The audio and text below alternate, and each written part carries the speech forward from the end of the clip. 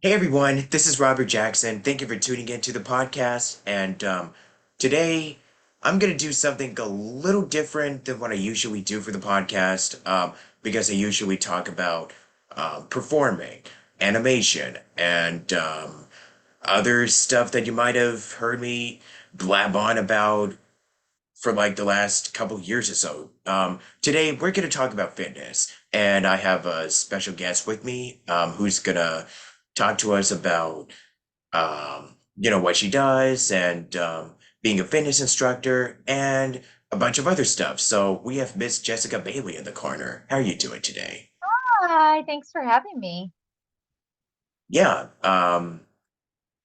So I guess what I usually do is have the guest give a quick little introduction. Just the floor is yours. This is pretty much these Okay. next 40-ish minutes. I mean, it is pretty much you. I'm just handing the reins over to you. Like, this is your hour, so take it away. Awesome. I love that. Um, okay, well, I live in New York City. I've been here since I graduated high school, which is many, many years. And I started teaching just to like pay my rent. And I started teaching fitness classes to pay my rent. And no, I didn't think it would become like my career. And then I just kept doing it because I liked it. It was enjoyable. And then someone got sick and I had to personal train for her. And then I was like, oh, I like this too. Still not thinking it was going to be my career. Um, and then I don't know. I know this is going to sound awful, but I just was good at it. You know, like when you're just good at something and just clicks. I was like, okay, well, okay, let's do this. And so then I started like getting a little bit more educated about what I wanted to do and the people that I was interested in training. I started learning more about them and still not thinking this was going to be my career. I don't know what I thought my career was going to be, but I just was like, oh, well, let's do this. And then I started teaching at this gym and I fell in love with the group fitness manager, and she really um, just let me be me. And she encouraged me to be myself. And she just like celebrated my weirdness. And that's when I was like, this is okay. Let's do this. And so here we are today. Yeah. Did you always knew that this was going to be one of your, like, I guess, main professions in life? No, not at all. So I moved to New York City. I just study acting, and I went to a drama school, and I did some acting things, and when I started teaching, it was just like a side hustle, just something to do because I do enjoy working out, and I was working out pretty consistently, but I had to pay for a gym membership. And when you're young and you have no money, and then you have to pay for a gym membership, it was just something that I could, if I taught, I would get paid, but I would get a free gym membership. And that's what I did. Yeah. So what drew you into acting? Um, I actually, I, I love performing. I like just being on a stage, like live performance. When I was about 5 years old, my parents put me in like dance class, like the typical suburb classes where you just learn jazz, tap, and ballet for an hour every day. And it was fine in the winter time, but then the summertime or the spring came and I wanted to go outside and play with my friends. And my mom told me, okay, well, if you don't have to do this next year, but I've already paid for your dance recital, so you have to do it. And then I went and I performed and I did it. And then I got bit by the bug. Right away, I came off the stage and I told my mom, I'm going to do this forever. And then I did. Nice. So, I guess with everything that you've learned on stage, how would you say that you carried those skills over to being a teacher and just um, connecting with clients about, being a personal fitness trainer and all this other stuff that you do as your I job? think Yeah. stage presence, right? Like I was never afraid to get up in front of people. I was never afraid to be bad in front of people. And that's how you get better at something. I remember my very first fitness class, everyone walked out. No one stayed. I mean, like literally everyone left. I must have been so terrible. But learning like when you're on stage and you're performing, like you don't the show goes on. You don't ever stop. If you mess up, you keep going. And I guess when I was teaching, yeah, I messed up, but I kept going. I kept going because that's what I've been conditioned to do. Nice. Um, so I guess I'm also kind of curious about like, your day-to-day routine. Like if you were to talk about I mean, what is your, I guess, go-to discipline process of working every day? Because I know that some people in my audience, if they're kind of stuck on something and they would like to know the like how to set up their schedules and all that stuff. So what is your, I guess, method or go-to like routine of getting up in the morning and then you pretty much do what it is that you need to get done on a specific day? What is it, and what is the advice that you have for people that would like to know more about, setting up a schedule and all that good Um, jazz? so I set my alarm for the same time every day. Every single day I wake up, I do, my morning routine, like feeding the cats, getting myself ready. And then every single day I do voiceover. I go into my booth and I do auditions or I just practice my craft. And I do that every morning until about noon. And then at noon, like that, during the middle of the day is the time that is best for me to work out. I usually will work out. I teach mostly I teach bar classes.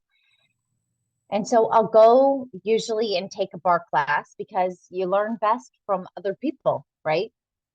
And it inspires me to get ideas for when I teach a class. So I'll take a fitness class and then usually I'll come home, do a few more auditions, and then I'll teach. Like, for example, this evening I'll teach. So I have a little bit of downtime. And then during my downtime, I'll do some auditions. And I took a bar class earlier today. So I have some ideas. I know what I'm going to do. I kind of have a general idea, and then I'll teach. But I've been teaching long enough that if I just have like a little bit of a roadmap, I can I can do it, right? Because of that experience, because I've been doing it for so long, I can just if I forget, I can just make something up and be fine. But when I first started, I didn't. I had to write down what the class flow was going to be like. And that's it. I do that. I really have the same routine. If I don't teach in the evenings, I do voiceover, and I have the same exact routine every day. I don't take a break on Saturday or Sunday because it's my passion. Yeah. So, I guess about of all of the voiceover stuff that you've been doing, what have been some of your most, like, what would you say are the gigs that you're the most proud of like, at least so far? Okay, easy. So, have you heard of Dollywood? Dolly, Dolly. sort of. Okay, so Dolly Parton has this amusement park, Okay. and it's not. This was like a local commercial, not a big thing, but I booked a Dollywood commercial, and I was so excited. It was like their holiday commercial, and I love Christmas, so you put Christmas in there, I'm set. And it was just like a local commercial that ran, you know, probably 50 miles outside of where Dollywood is located. But I was so excited about that. Most of the time I get cast as like the fun, cool mom. And like stuff like if there's things that you should do with your family, that's the kind of stuff that I get casted for. Okay, nice. Um, I guess another thing that is very um like when it comes to with the world of VO, it's like I know that a lot of things have definitely changed in the industry, with remote recording and a bunch of this other stuff that's been going on. And I know since you're based in New York, I know there's a market for VO, but I know that some of the big hotspots are like LA, Texas, Canada, and the list just kind of goes on. So for New York, what are because I know that there's some um, anime dubbing studios and animations that are being recorded way in like where you're at right now. So with the bookings that you've been getting, what are the ones that like do you enjoy doing like animation stuff, commercial? What do you really like doing the most in VO? So I don't do voices or animation. I know that that's not my wheelhouse. I know that that's not I'm not good at like doing cartoon character voices. I'm just that's not my thing. Okay, but what I am good at is doing like commercial and being excited about something and being like the best friend or being like the neighbor that you trust, being someone um that you can connect to but is a real person. That's kind of I feel like that's my wheelhouse. And that might change in like 2 years. I might do something else, but right now I feel like commercial work is where I go. It's just like I feel like at home when I do that. Yeah, so I kind of am the same way, to be completely honest with you. Um, and yeah, with your workout routines and everything, I know I know they definitely like, and it's a process because I know for people who are trainers and like, they do this every single day. So, with you as a trainer and as a teacher, I guess I'm sort of like I don't really ask this often, but what are some of the how can I say this?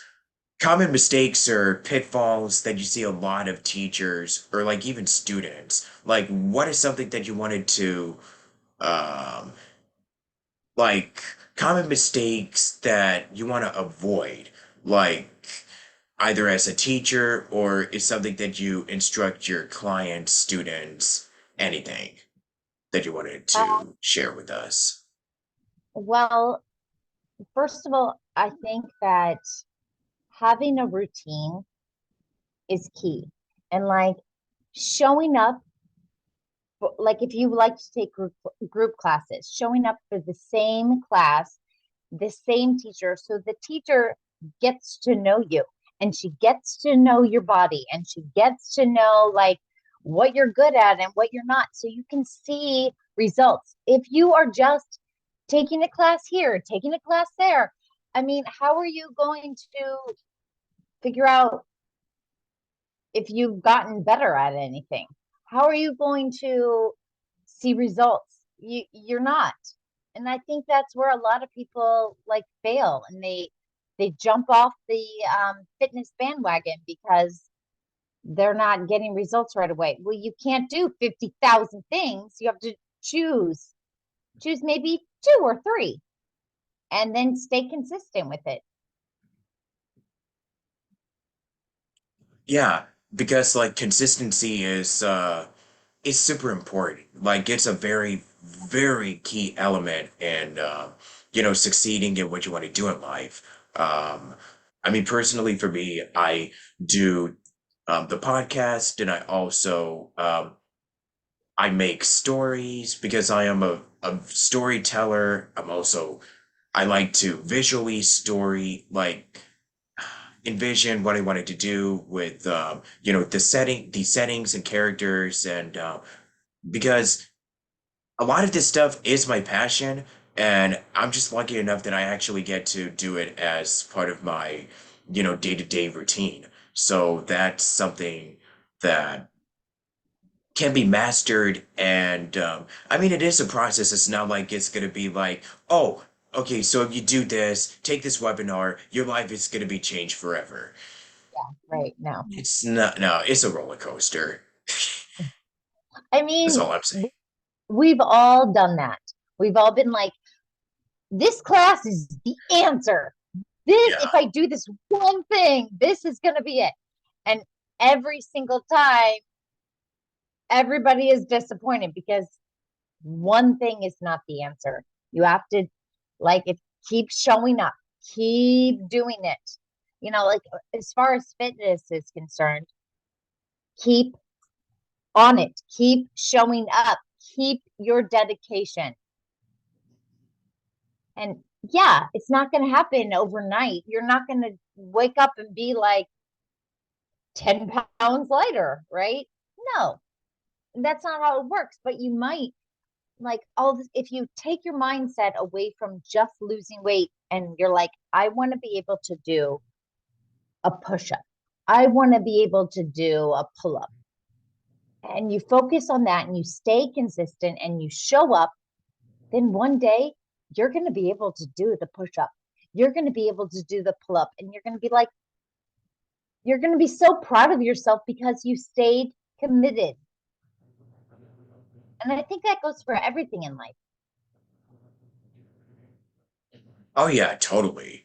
Um, and as far as changes in our day-to-day lives and what's been going on in the industry, how are you adapting to all of these? With the many different like there's a lot of new stuff that's been going on. The pandemic notwithstanding. I mean, the pandemic certainly was one of the main um like, I mean, nobody really expected this to happen. So how are you adapting to this new lifestyle or um, the new normal, Yeah. if that's even the right term, right thing to Uh, say for you mean something like this?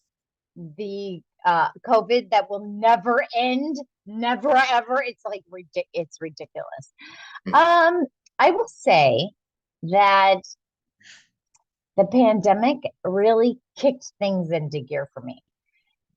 So before the pandemic, I got wrapped in or roped into just doing fitness, just teaching. I was traveling around, I was taking the train here and there, and it was all fine if it was nice out, like if the weather was perfect. But you know what? the weather is not perfect all the time.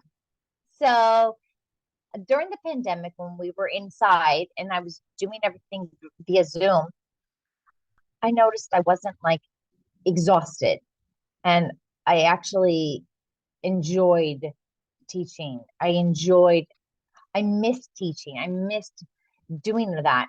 And that's when I was like, you know what?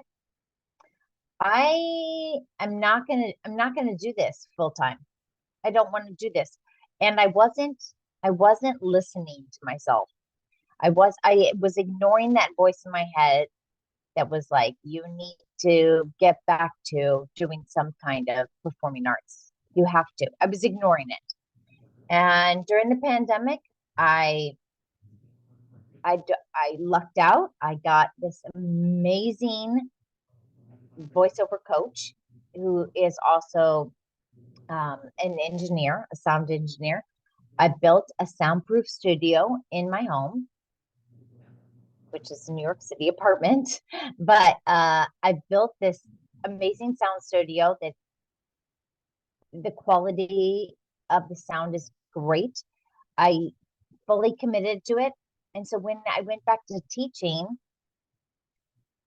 I was excited. I wanted to do it. And when I went back to some of my clients that I wanted to keep, I was excited. I want to do that. I want to keep those relationships. I want to figure out what's going to be best for them. That was a long way of me answering that question. You know, don't worry, it's all good. Um, because yeah, it certainly has been a crazy time. I mean, Crazy. yeah. And I know that at this point it's like, hey, there's a pandemic going around and it's now um since I know that things are kind of easing for Yeah. like restrictions and whatnot, but you know, the winter time is always, I guess Yeah. it's always the surge that's been going about. And now it's kind of getting to the point where it's like, it's kind of unavoidable at this point. I mean, I caught it back in August and, Oh, and then it got passed to my family, but I'm doing much better now. yeah. Because I don't know, I guess for me it took me like I mean probably because I'm younger or because I have a stronger immune system, but it still sucks. I don't wish it on anybody. It took me like 2 weeks to really recover. Even with an immune system like myself.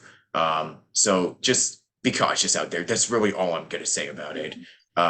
Yeah, and make sure that you're careful around if you're going to a gym, which is what I've been doing because trust me, I would not like to deal with a second round. Thank you very much. I need to keep Oh, because especially if you do VO, like you got to keep your voice nice and healthy and just keep your body healthy and in yeah. tip-top shape. Yeah, if you're doing workouts, yeah, it sucks.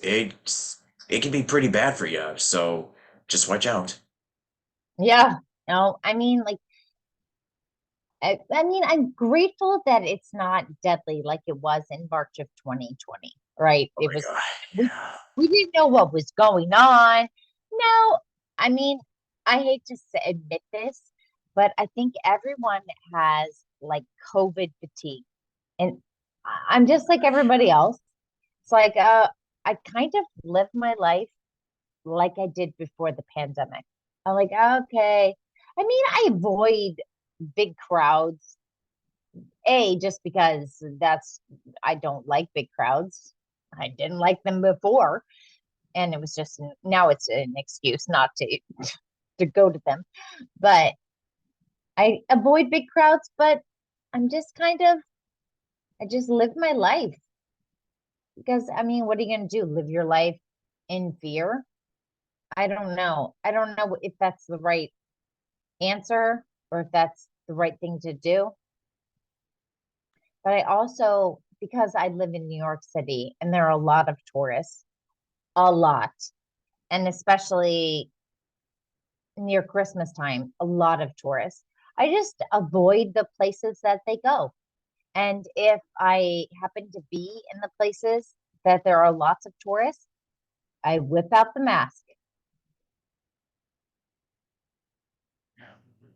So yeah, I can pretty much tell that, you know, in the midst of every grim, dark situation like the pandemic, you're just definitely focused on encouraging people to live a better, healthier lifestyle, and also, just having a positive mindset. It can definitely go a long way, when it comes to, um, a very, tumultuous time such as this.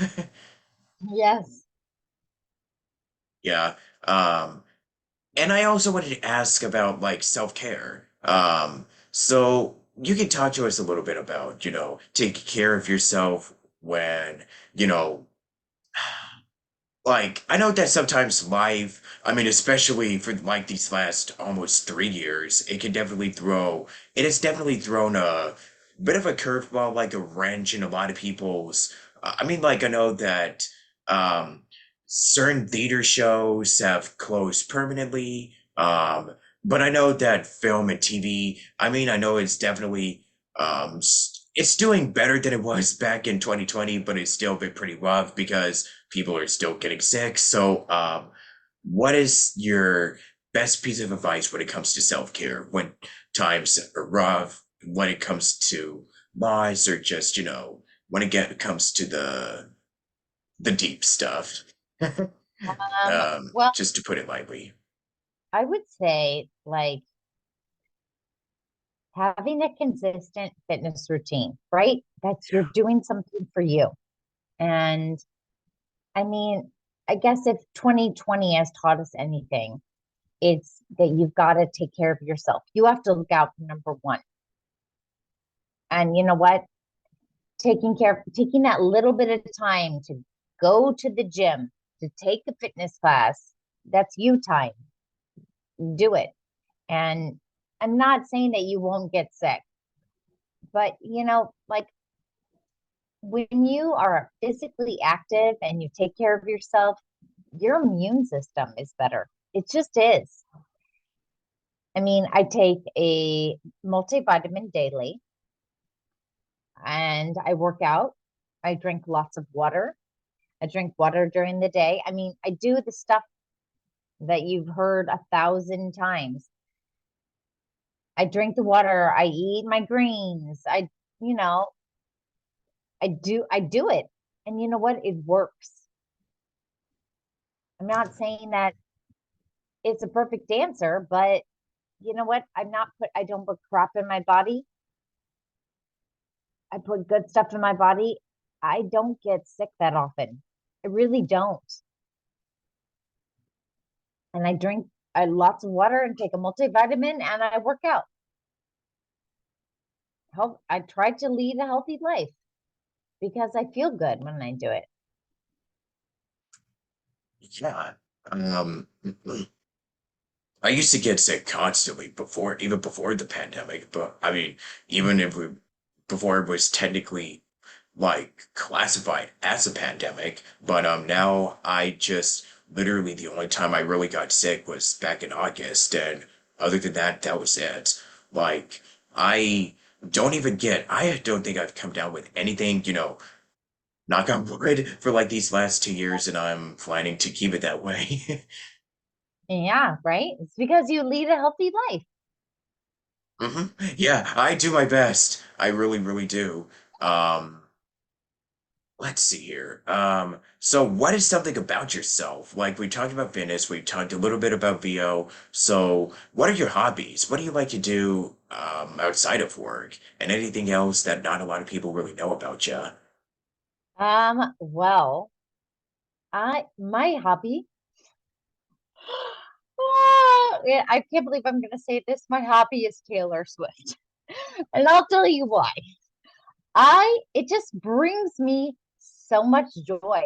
I'm not really into like her personal life. Like I could give two hoots of who she's dating and all that other stuff. But her music, just makes me happy. I like to listen to it when I take a walk. I listen to it when I'm cleaning my apartment. I listen to it all the time. If you go on my Spotify, like when they do the wrap up at the end of the year, my top songs, my top 5 songs were Taylor Swift songs. My number one artist was Taylor Swift. I mean, this is ridiculous, but you know what? It makes me happy. It brings me joy. Okay, let's okay, so I commit to it. I've even gone to they have Taylor Swift dance parties where the DJ only plays Taylor Swift songs, and it's awesome because everyone is a fan and everyone sings the songs like they're in their bedroom, like full out. And you know what? I've gone by myself and I have fun and I love it.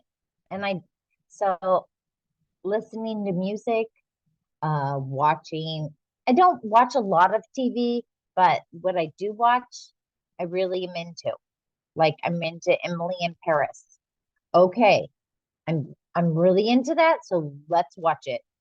And all the stuff that is quote unquote girly, I tend to like it. All right, let's go for it. Let's just be Jessica and like this stuff and not shy away from it and pretend that we don't like it when we do. Right on. Yeah. I just asked this because I like to get to know the person outside of, what do they like? What are their like? What makes them tick? Or stuff like that. Because I guess I am that type of weirdo. Not um, I'm sorry. people people love talking about themselves, so not weird at all. Yeah. So, yeah, what are you gonna be doing? Like, do you have like any New Year's resolutions or anything? I don't know. No, I don't make resolutions. I Yeah. like stopped doing that a long time ago because it's just like, what are you gonna do? Like let yourself down? So I like have goals. Like I break it up into quarters. Like, okay, this winter I want to do this. Okay, in the spring I'm gonna do this. So I don't know. And I feel like if you are staying on it and you're staying true to yourself, December 31st, January 1st is just a day. It's just like, I don't know, December 31st is a Saturday. You know what this Saturday I'm gonna do? I'm gonna watch Emily in Paris because I'm super excited about it. It's just a regular Saturday night. And I have a fitness class scheduled for the next day because that's what I do. I like, I enjoy taking fitness classes. So I scheduled one. I always work out on New Year's Day. You're starting the new year off healthy. Okay. I'm starting off the way I like to start things off. Okay. Let's go. And so, like I just start with like simple things like, okay, I want to do 10 auditions a day. Okay. That's an attainable goal, right? It's not like I'm gonna do a national commercial by the end of the year. Well, you're just setting yourself up to be disappointed in yourself. How it's just too random of a resolution. So you have to break it down to like small things. Yeah.